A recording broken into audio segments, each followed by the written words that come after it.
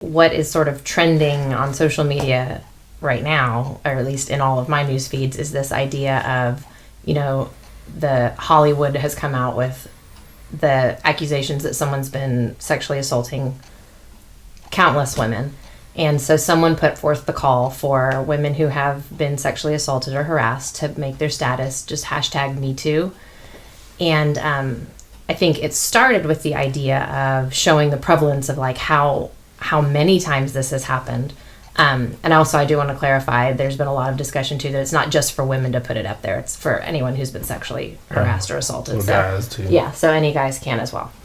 But what I've noticed is coming out of it in a lot of the articles that I'm seeing, and even in people who I know personally who are choosing to post this hashtag #MeToo, is this idea that almost like some of the people posting it are then explaining that they're not sure if this counts as sexual assault or sexual harassment or not, or if like what I've endured is as bad as someone who's endured rape. So then am I then allowed to consider myself a victim of sexual assault?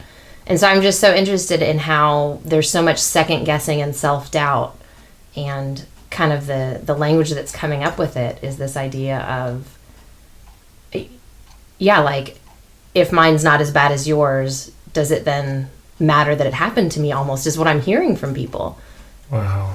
Yeah. So like there's like these haters commenting that, oh, you shouldn't be posting that. That's interesting that you asked that, because I haven't seen any haters. I just see people offering the idea, like the self-doubt that so like they're just no they're one saying, has put it I'm out not there. sure if I should post it or not. Like, do I qualify for that? Yes, do I qualify? Or like I almost hear this like, does my experience matter enough to be a part of this campaign? I don't know. Like it is interesting, because it does seem like you would expect that someone somewhere had commented that doesn't really count, or, oh, you should have seen what happened to me. But I haven't seen, and I'm not saying that hasn't happened. There may be people doing that, but they're not showing up on my social media.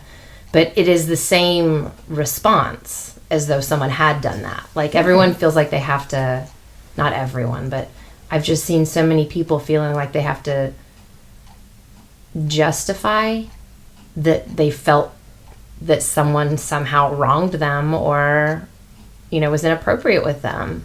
That just does not sell well with me. That No. I understand that the whole point of it is to gain awareness of something that's really awful that's going on, and it's troubling to think that somebody out there is stressing over, does what happened to me, does this awful experience that I have even qualify or not? Is it awful enough? Yeah, that's terrible. It does. It feels sad. Okay, as a therapist, let's say somebody's coming into you talking about that, and they're like, hey, Carolyn, I had a bullying experience that kind of turned sexual. It was like and they were questioning whether or not it was whether they should post that or not. Or hashtag that. I don't know what the right term for that is, but hashtag. How would that conversation go, do you think? I think it would really boil down to how their perception of the experience was, is it, I'm assuming for many of these people who are posting this hashtag, it's because they have carried it with them.